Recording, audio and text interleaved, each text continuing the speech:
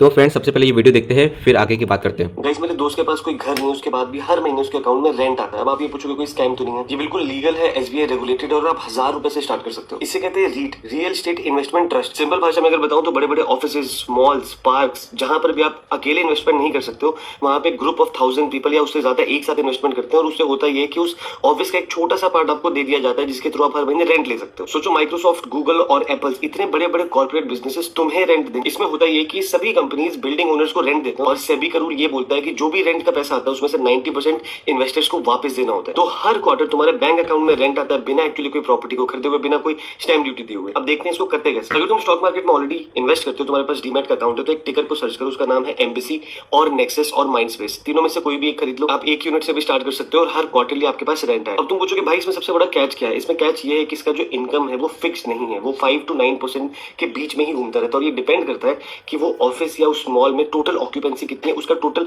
Revenue कितना generate हो रहा है, बिकॉज उसका 90% ही टोटल इन्वेस्टमेंट में बढ़ता है। तो नेक्स्ट टाइम तुम्हें कोई गाइस।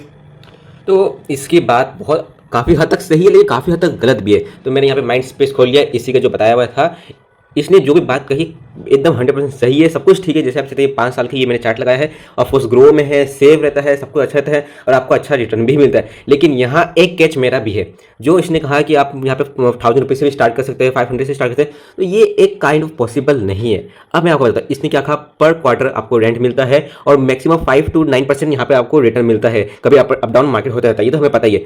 अब मैं यहाँ पे आपको मैथमेटिक्स कैलकुलेशन बताता हूँ एक्चुअली में कैसा होता है। ये तो देख सकते हैं, अगर आप 500 रुपीज़ इन्वेस्ट करते हैं और मैं यहाँ पे मैक्सिमम यहाँ पे 10 यहाँ पे परसेंट भी कर सकता हूँ, यानी कि पर शेयर्स में, तो आपको 3 क्वार्टर में 50 रुपीज़ मिलेंगे। अगर मैक्सिमम ये परसेंटेज लगाओ तो आपको पर क्वार्टर 50 रुपीज़ मिलेंगे। अब इसको हर महीने बांटो तो कितना मिलेगा, समझ गए? अब यहाँ पर अगर हम 500 इंटू 100 शेयर यानी कि 50,000 रुपीज़ इन्वेस्ट करें और उसमें 10% लगाऊँ मैं, तो पर क्वार्टर मुझे मिलेगा यहाँ पर 5,000 रुपीज़। अब पर क्वार्टर को मैं यहाँ पे डिवाइड कर दूँ, अब पर मंथ मुझे मिलेगा 1666 पॉइंट समथिंग। तो आपने समझा? तो ये चीज़ जो बता रहा है कि 1000 रुपीज़ से भी इन्वेस्ट थ्रू कर सकते हैं, ये चीज़ पॉसिबल नहीं है। आपको कम से कम मतलब हर महीना को 1600 रुपये इतने भी चाहिए, तभी आपको 50,000 रुपये इन्वेस्ट करने पड़ेंगे। बात समझे? वरना कोई फायदा नहीं हुआ। ये जो रेंट बोला, ये रेंट नहीं आया, मैंने मतलब ये कोई सेंस नहीं बना। तो इन्वेस्टमेंट में कभी कभी कम इन्वेस्टमेंट से भी काम हो जाता है, लेकिन ज़्यादातर मामलों में हमें ज़्यादा हायर इन्वेस्टमेंट चाहिए होता है सब चीज़ में।